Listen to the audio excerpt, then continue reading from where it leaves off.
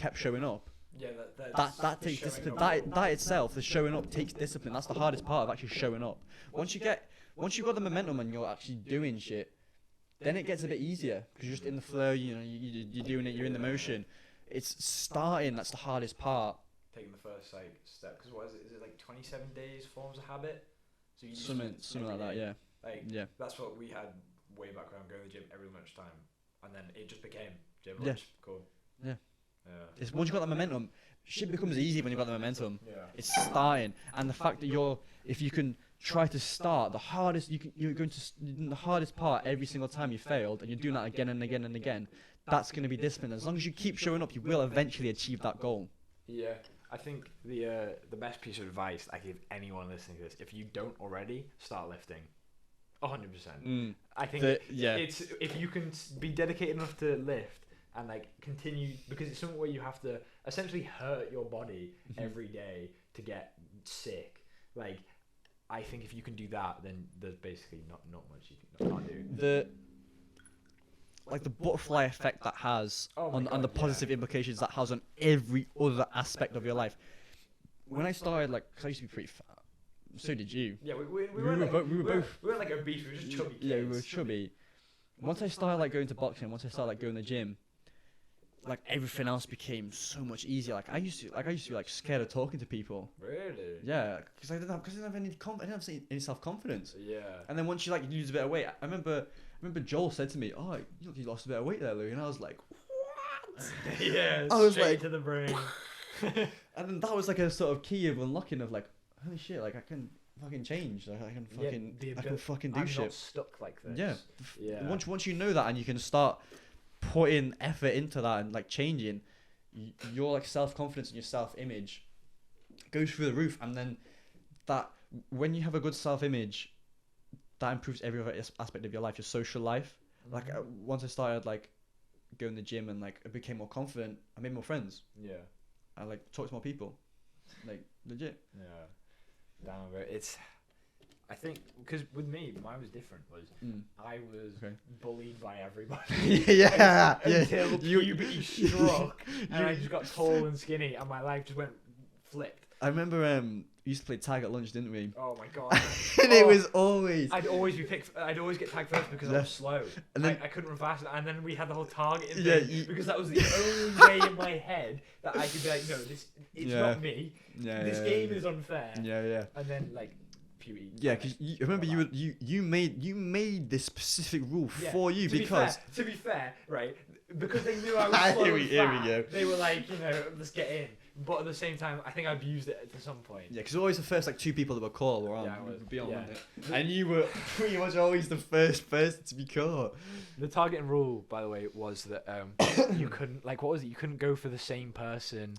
There was if you were going after a person in tag and they ran into a group of other people who weren't it, that you couldn't continuously go for that same person. Yeah. It was something you couldn't just be a twat and try and go for the fat guy. Because Finn used to do that. Finn used to do that to me.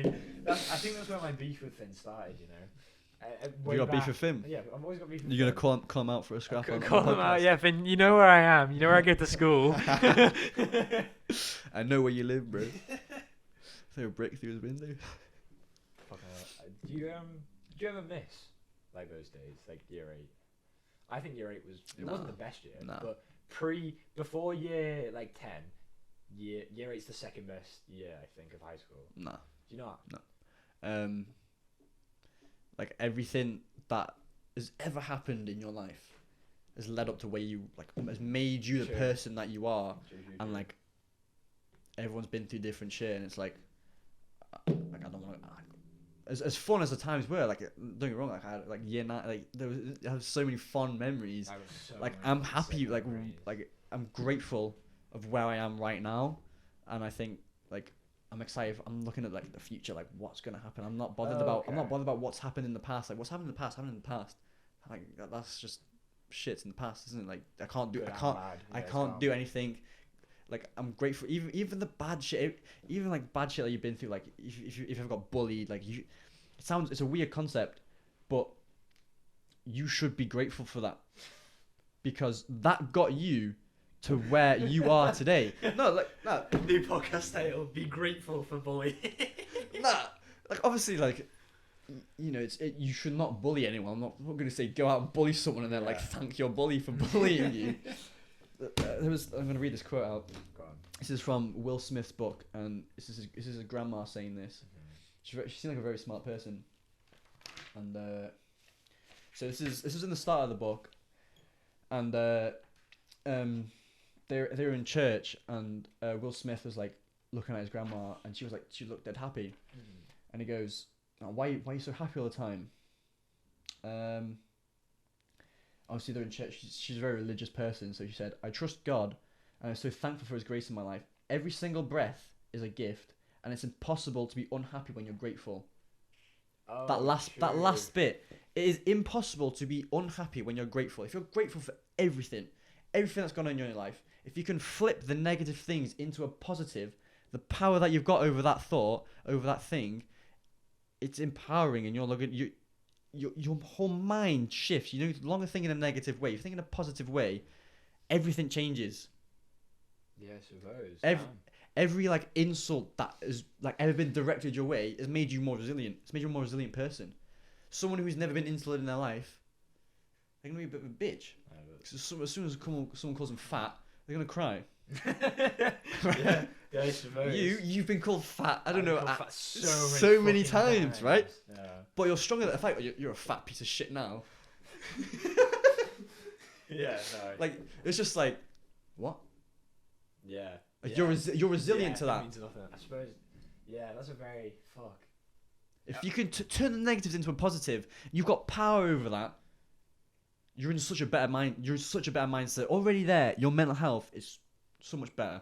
It's very difficult. It is extremely difficult. Yeah, but it's a skill as well. You've got to learn how to do it. But when you can learn how to do it, it's very. Once it clicks, it's not liberating. Well, I imagine it's liberating. Yeah, like you've got the power over that. Like everything that's happened in your life has brought you to this moment. Yeah. And has made you the person you are today, and how strong you are today, and how smart and knowledgeable, and how much experienced you are today. If you're thankful for that, everything happens for a reason. True. Do you believe in like fate? Yeah, I think so. So you think like no matter what you do, you're going to end up in one place? I think there's definitely a bit of leeway. Like there are decisions in life where. Yeah, there are some like extremes. Like I can kill myself and then like I'd never get there. Yeah, or even like the small things, like not small things, but like there's always